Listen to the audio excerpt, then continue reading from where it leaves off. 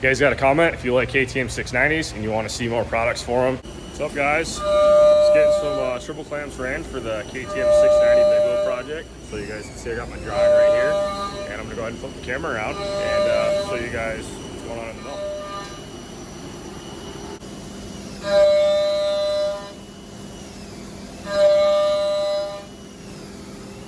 So as you guys know, we make a lot of everything in-house. Everything from CNC machining to... Alright guys, welcome to the channel.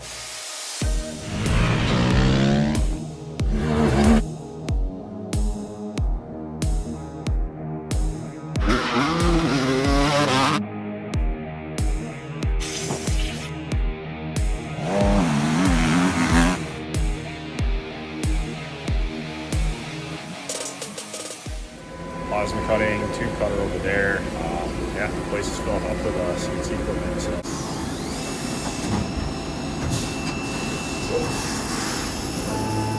Now, I know you guys love the KTM 690. We've been getting all these crazy comments, everybody asking what's going on in the background. So, Alex, what we got going on over here? Another video? Another video. Let's surprise that one first. Would you do this one first or that one first? Probably this video first. Welcome back. Anyway, guys, so we got a KTM 690 that was shipped to us, and we've just been busting our butts getting this kit to work because this frame's completely different than any dirt bike. The way it works is the foot pegs basically tie in on the outside of the pivot bolt area and add support. And obviously your pivot bolt runs through the frame, but if you never worked on one, you're not really gonna know what I'm talking about, but just take my word for it, these bikes are completely different. So I'm gonna flip the camera around and show you guys some changes we actually made on our swing arm to get it to work on this bike. All right guys, so Drew basically took our big wheel swing arm and started from scratch and really just more or less redesigned it. So it's a little dark in here right now just with the shadows, but you guys can see the way we have the tube actually running around the frame. Now that's because this width right here is a lot wider in terms of the way the tubes go into the motor. Oh, you got me a little flashlight here, man.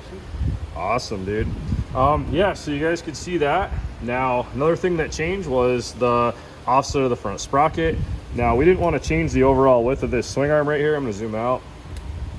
So we didn't want to change this width too much because we wanted to keep the same hub, keep everything else working. So the only option we had was to actually skinny up our jack shaft. So we got that done already. We're just finishing a couple pieces up for it. And yeah, so this bike's gonna end up with a little bit skinnier jack shaft because that sprocket is farther this way. And then we're gonna basically make all the billet mounts and everything to remount the foot pegs up here. But yeah, in terms of the back of it, it's completely the same as any other big wheel from right here, but from everything forward, completely different for this bike. Got all the parts laid out right here. Now I just want to show you guys, our customer wanted some black hubs, so we made that happen. This isn't something we're going to do a lot of. If you guys want to get your hubs powder coated, just make sure you tape stuff off because you want all the machine tolerances to be correct. We don't want to stack up any tolerance changes with the powder coat. So this inside here was actually masked off before we powder coated all that. So you can see he's got the black front hub too. So I think that's going to look pretty sick on this bike. It's going to match the satin black on the swing arm right here. Now I just want to also make note, we did add a little bit of length right here to get this to basically clear this frame design.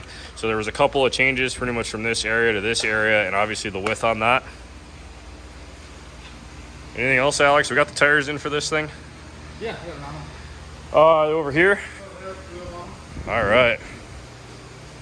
Okay, guys, so tires, that's another big question. So you guys know we're making the wheels. If you don't know that, check out our other video. So we've been doing that in-house now. Just gonna move this over for you guys and see what I'm talking about. All right, so we got the Canati tires. These are DOT 10-ply rated, so it's a little bit heavy of a tire for a bike, but got the DOT rating right here. We have a couple other customers with 450Ls, and they've been running them. They're happy with them.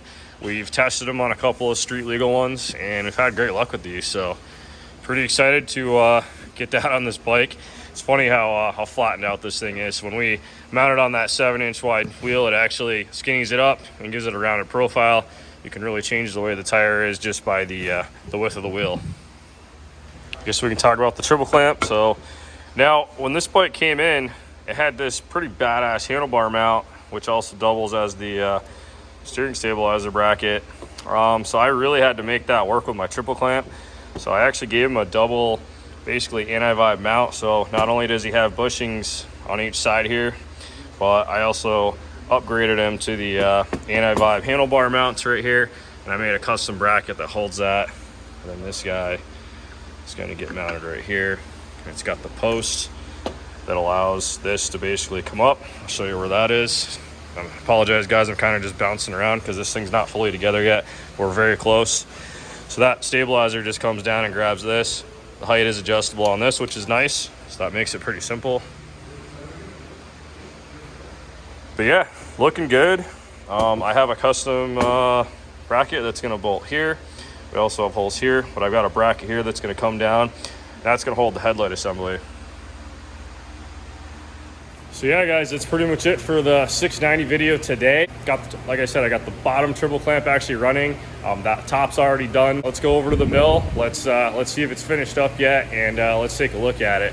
But in the next video of this bike, we're getting this thing on the ground. We're getting it rolling. It didn't make sense to do it today because I still got to powder coat the lower triple clamp. So we've just been getting all the pieces done for it, and this thing, again, was completely different than any big wheel that we have done yet, just because of the way the chassis is. I mean, this bike's a complete one-off. I mean, the gas tank's literally the subframe on this thing. It's pretty fun. Take a look at the lower triple clamp and see how she is.